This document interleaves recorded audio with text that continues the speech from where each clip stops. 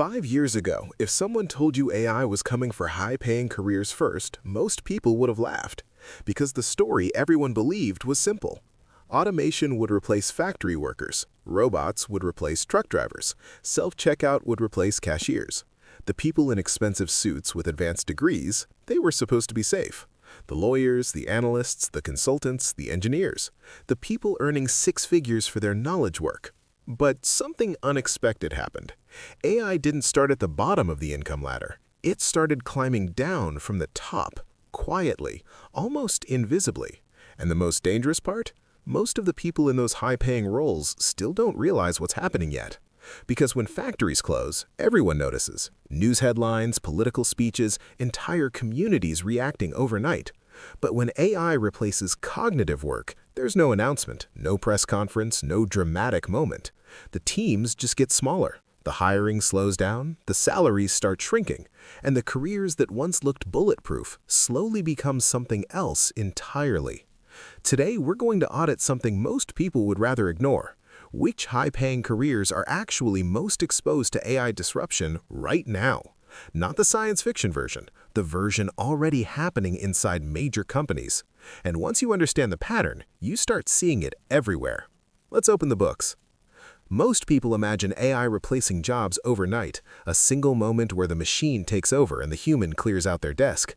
But that's not how it actually works. AI eliminates jobs in 4 distinct stages, and understanding these stages tells you exactly how much time the people in those careers actually have. Stage 1. Task absorption. AI begins performing specific tasks within a role faster and cheaper than any human can. Research, data analysis, document generation. At this stage, the job still exists, but something subtle and consequential changes.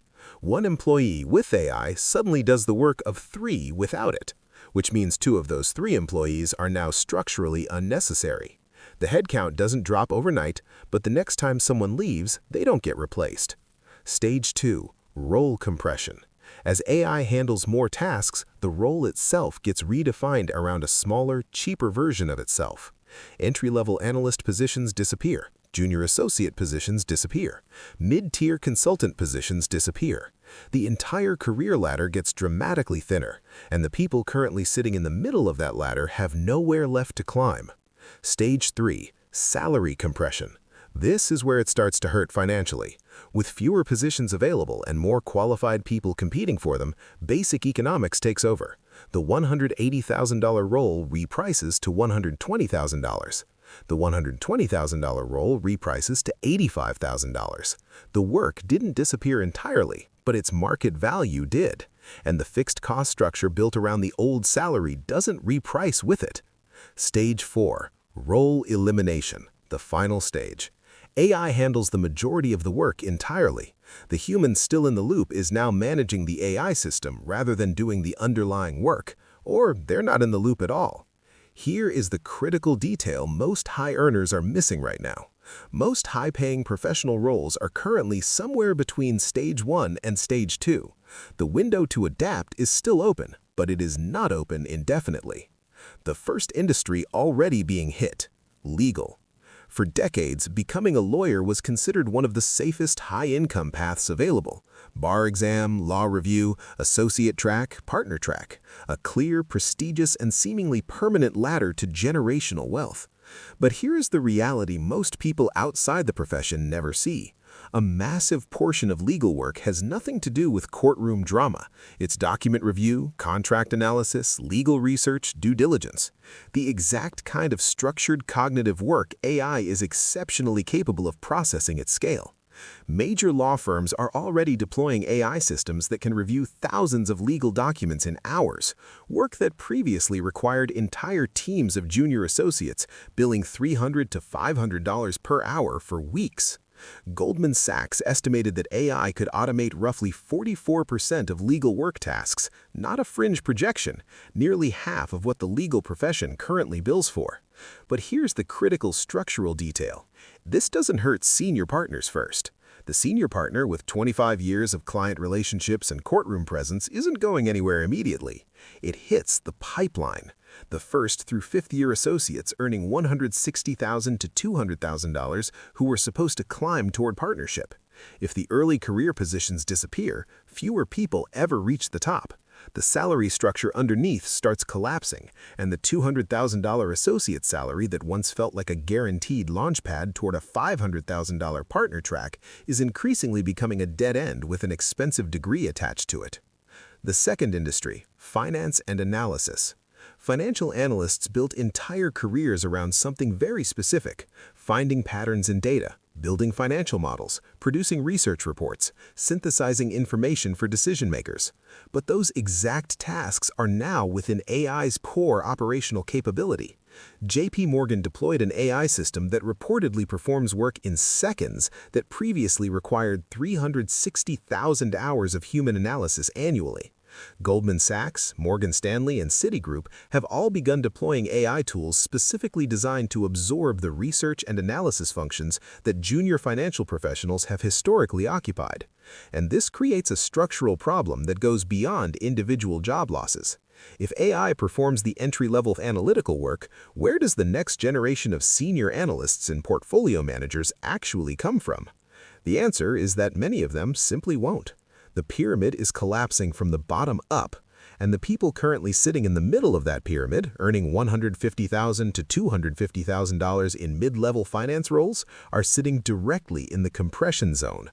Not at the bottom where the first cuts happen, not at the top where relationships and judgments still command premium value, exactly in the middle where the math on their labor is being quietly recalculated.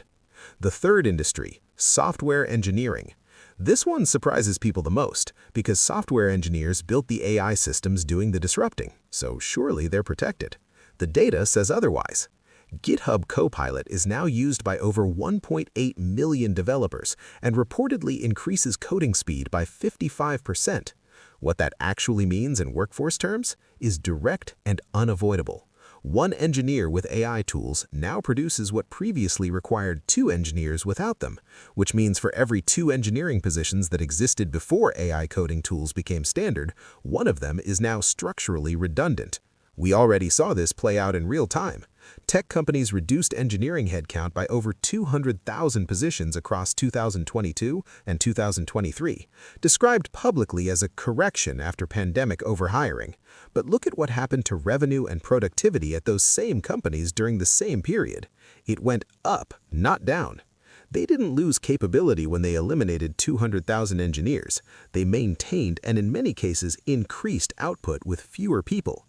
That is not a correction. That is AI-driven productivity replacing human headcount.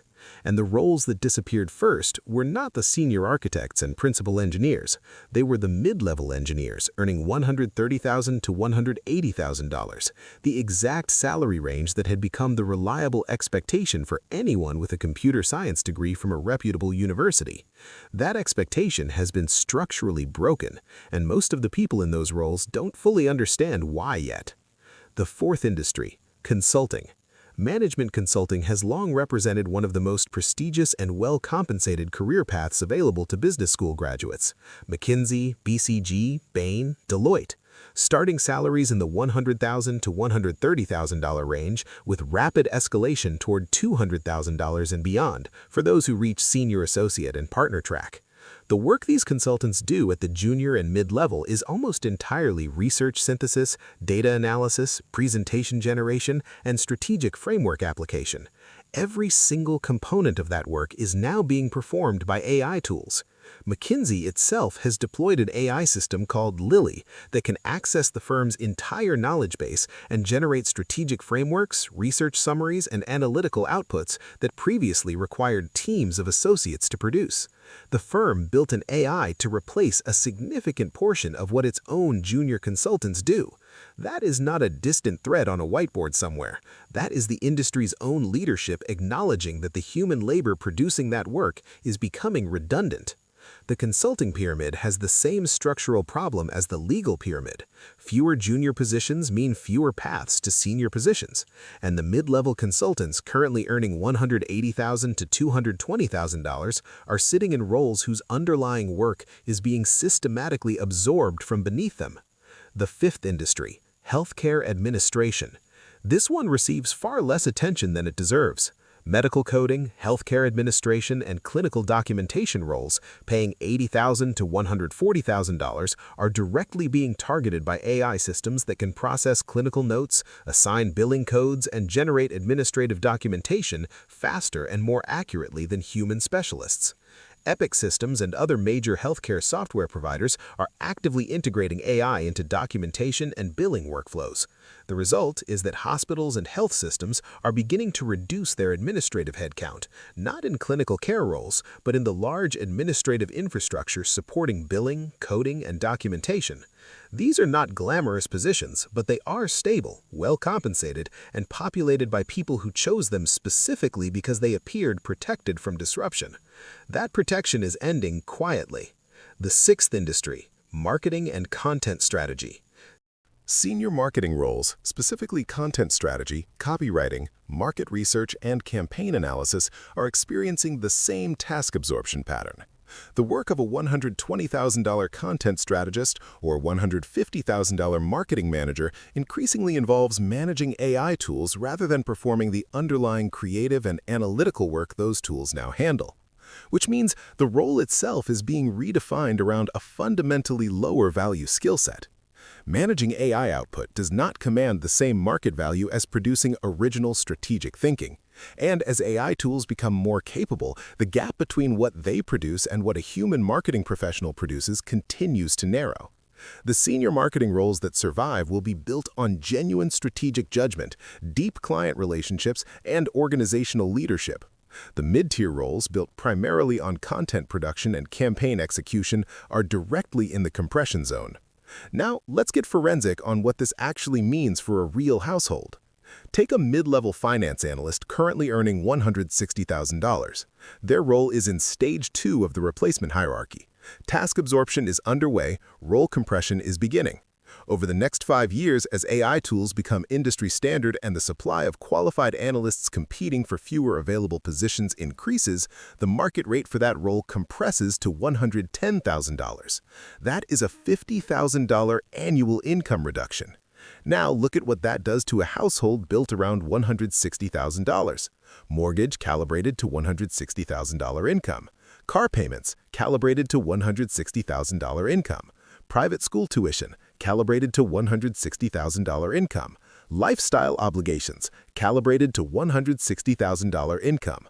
A $50,000 salary compression doesn't feel uncomfortable, it structurally breaks the financial model. The mortgage doesn't compress, the car payment doesn't compress, the tuition doesn't compress. The fixed obligations remain exactly where they were, and the income supporting them shrinks by 31%. And here's the most dangerous part of all. Unlike a layoff, which is acute, visible, and triggers immediate action, salary compression is chronic and invisible. There's no severance package, no unemployment filing, no dramatic moment where the problem becomes undeniable.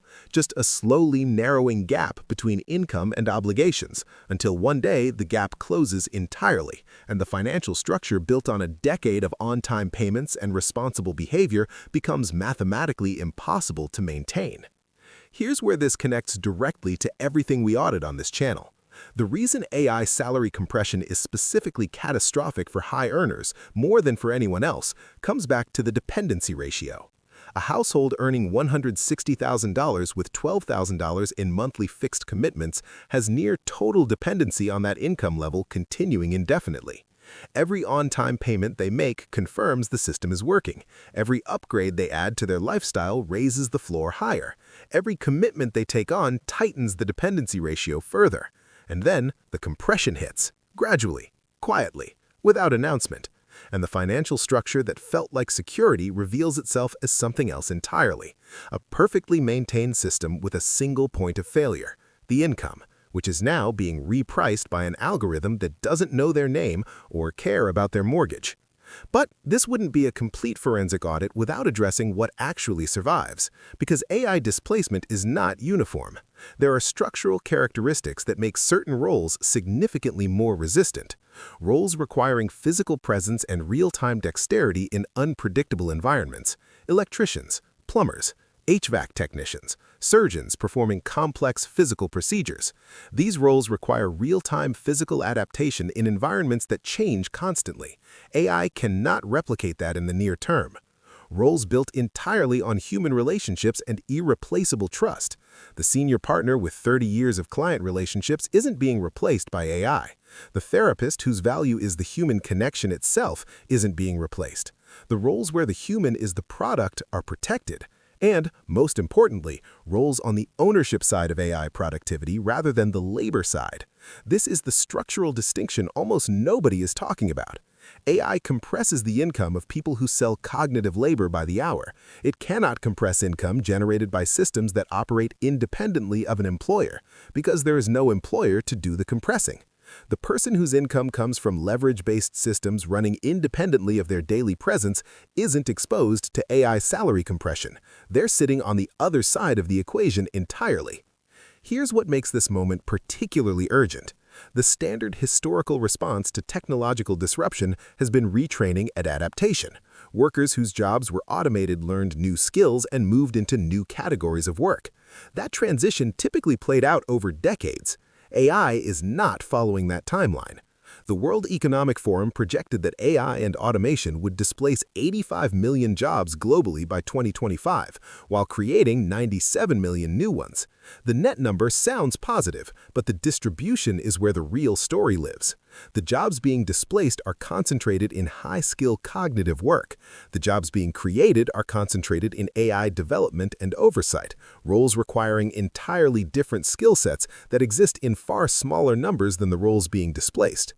Goldman Sachs research projected that generative AI could expose 300 million full-time jobs globally to automation, with the highest exposure concentrated in roles requiring language processing, data analysis, and document generation, which is a precise description of the highest-paying professional roles in the modern economy. The timeline is not decades, it is years. And for the people currently sitting in mid-level high-paying roles, the window to adapt is measured in the decisions made in the next 24 to 36 months.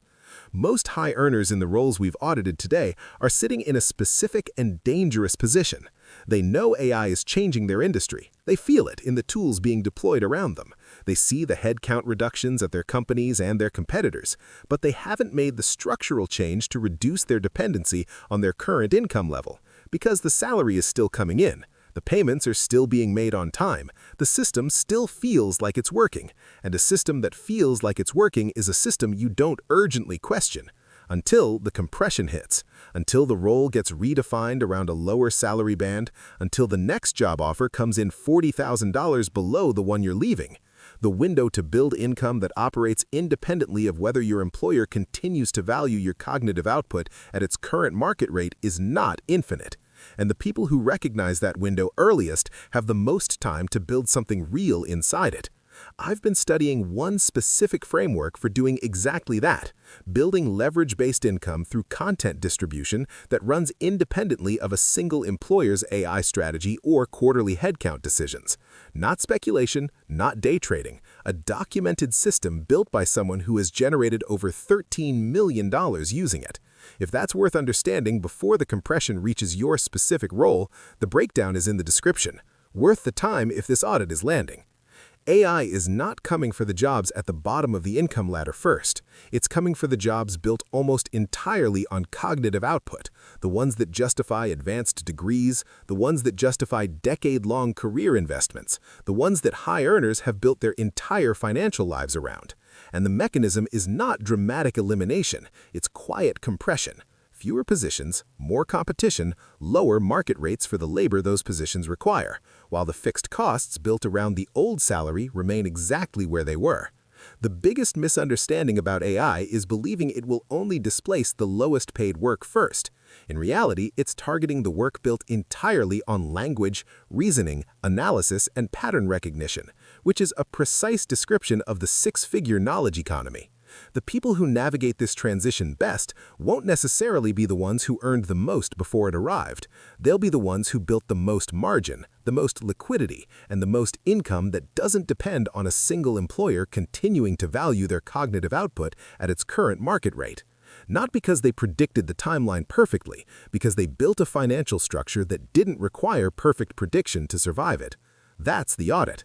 I'm Cole. I'll see you in the next one. And I'm genuinely curious, which role in your industry do you think AI will compress first?